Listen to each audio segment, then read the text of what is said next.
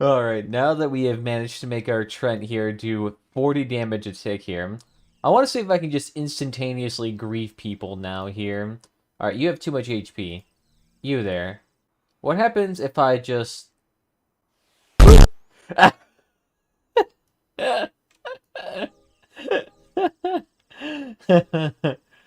doctor's not supposed to go against the Hippocratic Oath here, but I see you, fiend, and you shall perish in the night. Ah! Alright, maybe I shouldn't, be grieving my own player base.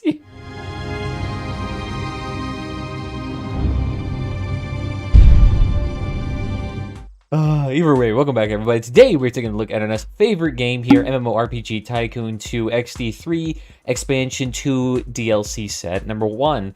I don't know why the name just keeps getting longer here, but it keeps on getting longer. Either way, today we're taking a look at a nice design aspect here regarding player classes, abilities, and even to a smaller extent, monster and NPC abilities. Now, for those who play this game and don't know, you actually can go over here and modify all the abilities you want here, along with a bunch of other possibilities if you want to create your own abilities. Now, first things first, what is there to actually do here, and what can you actually make with abilities here? Well, there's actually a surprising amount of little variables that you can change around here if you actually wanted to make your own abilities here, to the point where you can pretty much generate the majority of abilities you see in most MMORPGs. So let's go ahead and take a look here. So of course here, once you actually want to make an ability here, I'd recommend here actually just coming down here, clicking on it, it'll spawn in an ability, a random one here, but then from there you can actually modify it to your heart's content here.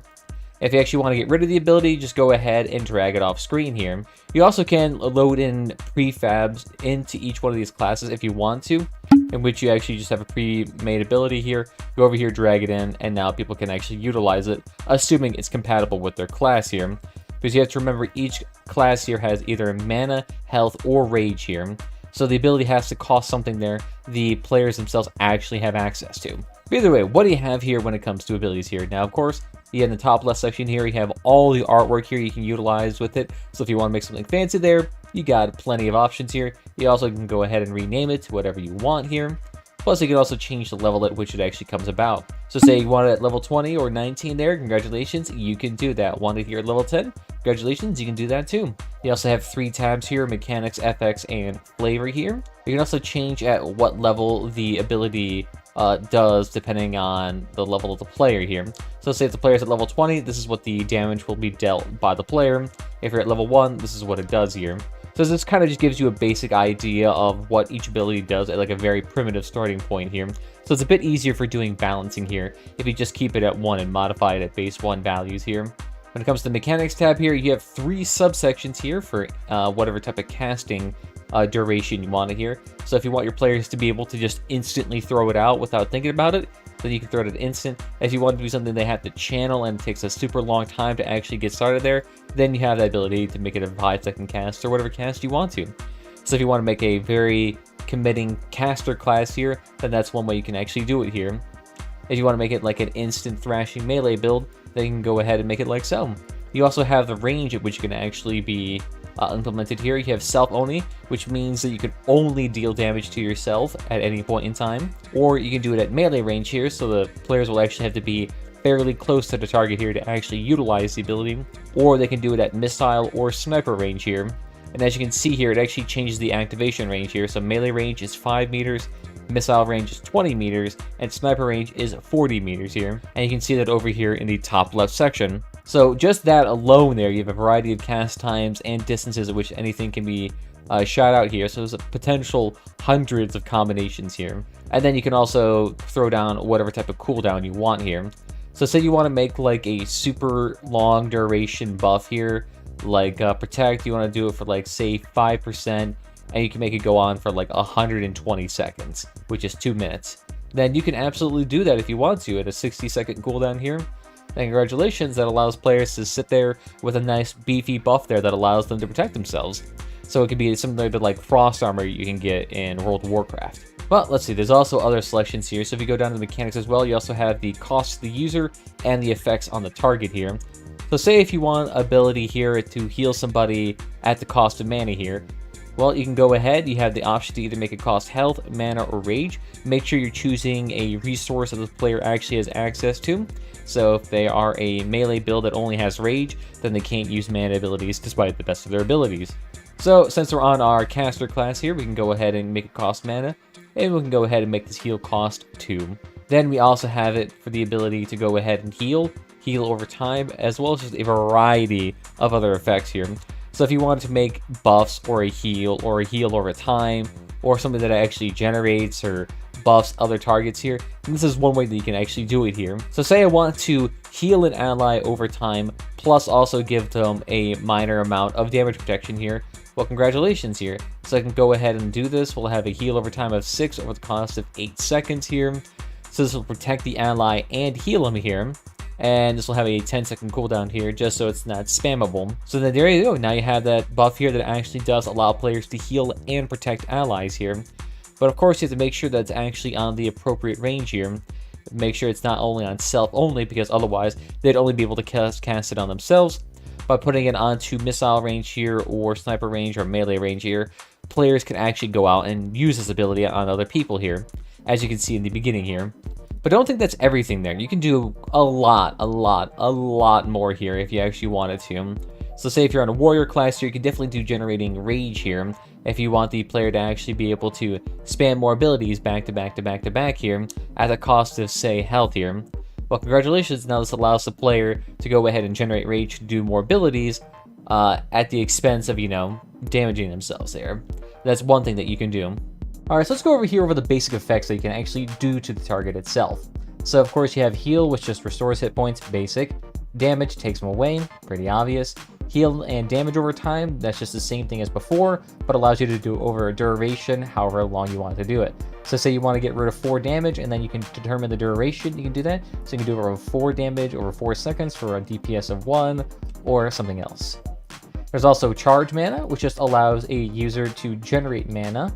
And you can also do it over a cast time here, so if you wanted to be like, oh, here's a big way to restore mana, as opposed to having to wait and sit down. There's also drain mana, which allows you to take mana away from a target, so it allows them to not use a spell that requires mana, reducing their DPS for some characters. Like say you have a burn ability over time, well, this will allow you to reduce that. Next, you also have charge mana over time and drain mana over time. The exact same thing. You can either give yourself mana over a certain duration or drain mana away from a target over a duration. Next, you also have generate rage, which is the same thing as charge mana, except instead of using the mana, now you generate rage, which is a different ability that you can utilize entirely. So if you come over here again, remember, we have base health, base mana, base rage, base speed. And mana and rage are things that you can generate. Mana just regenerates over time passively. Rage is generated every single time that you attack a target. Next, we also have the same generate and drain rage over time. Exact same thing, except over a duration that you set. Next, there's also siphon abilities here, so you can either siphon health, mana, or rage. So you can either siphon whatever stat you want, so that will deal whatever effect to the person, and then give it back to you. So say you want to siphon 4 health, what that'll happen is that the target will have 4 health taken away, and then that'll be given back to the player itself, whoever's using it. Same thing with mana and rage. Although mana and rage will not actually damage the target, they just take away resources. So say you actually wanted the player to be able to take mana away from a target and utilize it towards spells, this would be one way in which they can do that. And don't think you can also stack these abilities too, so it'll, stack siphon rage, health, so you can do all of that at the exact same time if you wanted to. Next, we also have a slow ability here. It literally just slows them down for a certain duration. It doesn't actually give you a solid number, it doesn't give you a percentage or how much it actually reduces the base speed value here, because you notice you have a base speed of 5 or 4, so it doesn't really actually give you like a solid value here to actually do anything to.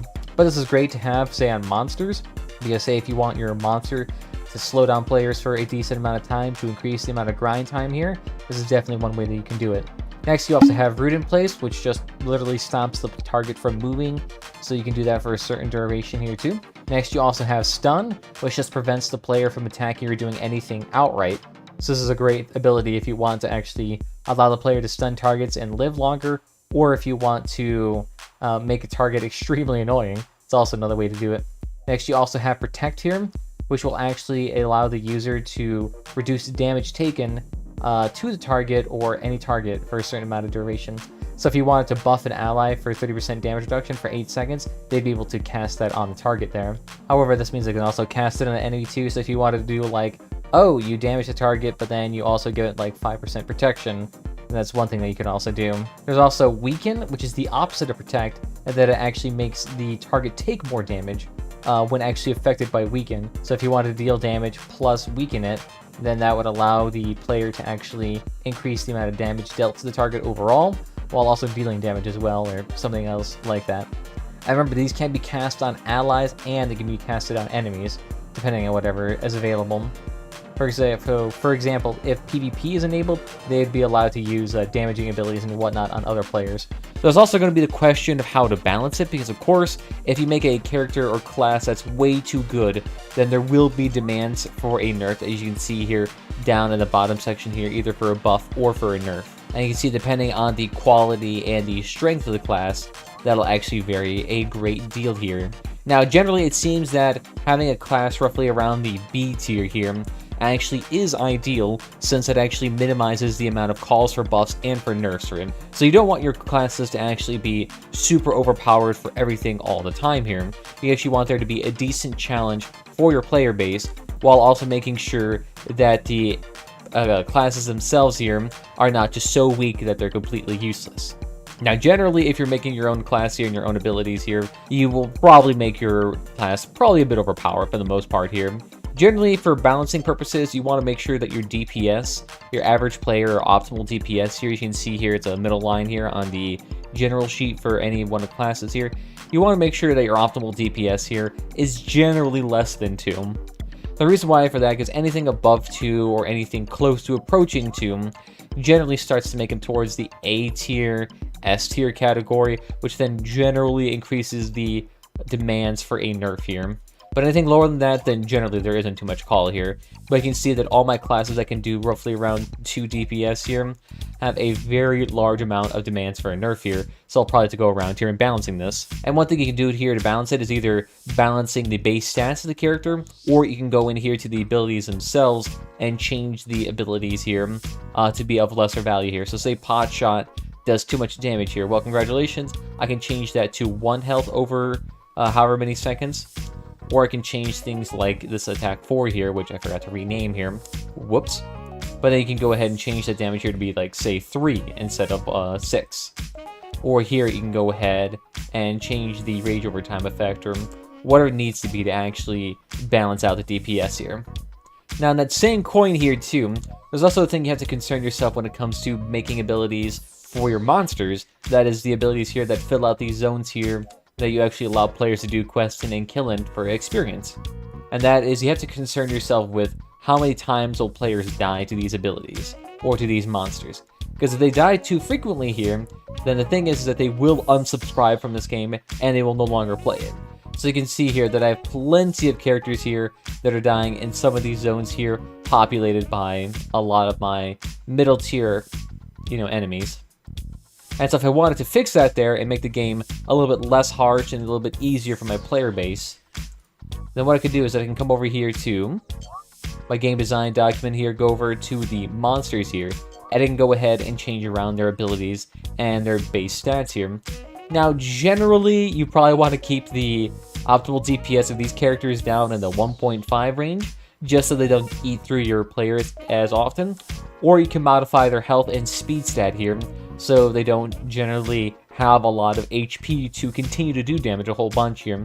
I find that having roughly around 5 to 7 HP at base is going to be pretty optimal here, because generally that puts them somewhere between half as much HP to about 75% as much HP for all my classes here. As you can see here, my classes tend to have like 15 or more HP here, or in the case of the Panda, 10.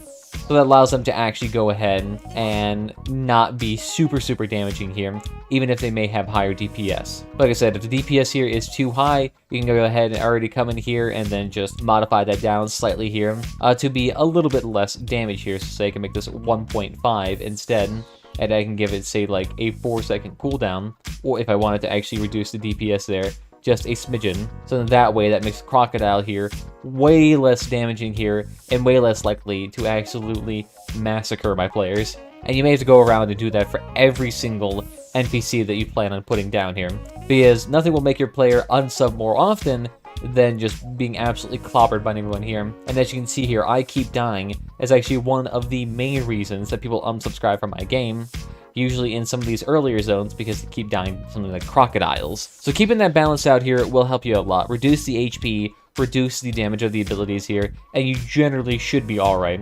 Now, of course, you don't want to make it so easy that they're all just one-shot, and that the players are never challenged because they'll blow through your content in 2 seconds, but you don't want to make it so that it's so hard they never progress, because at that point, you just lose a bunch of players.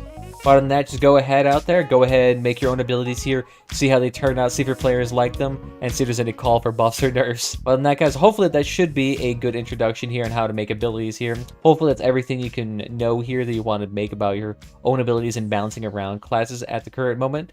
Let me know if you have any more questions, comments, or concerns about MMORPG Tycoon 2, and I'll see if I can get back to you all. So I want to thank you all again for watching. I'll see you guys next time. Bye-bye.